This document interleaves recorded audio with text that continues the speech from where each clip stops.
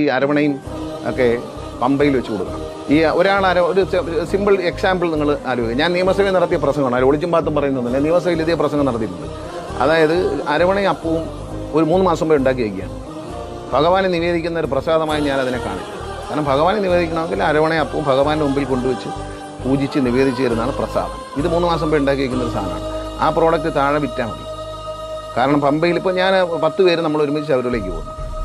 നമ്മൾ 2 പേര് പോയി ക്യൂവിൽ നിന്ന് അരവണയപ്പവും വേണ്ടി നിൽക്കും. 8 പേര് അവിടെ വെയിറ്റ് ചെയ്യാം. അപ്പോൾ സന്നിധാനം നിറയുകയാണ്. അതേസമയത്ത് പമ്പയിലാണ് വിതരണം ചെയ്യുന്നതെങ്കിൽ ബാങ്ക് വഴിയാണ് അവർ ബുക്ക് ചെയ്യുന്നത്. ബാങ്ക് വഴി പൈസ അടച്ച് വരുന്നവർക്ക് താഴെ വന്ന് അത് മാറ്റി വണ്ടി കയറി അങ്ങ് പോകാമല്ലോ. ഇത് സന്നിധാനത്ത് നിന്ന് തന്നെ വാങ്ങിക്കണം എന്ന് നിർബന്ധം പിടിക്കുന്നതിനാണ്.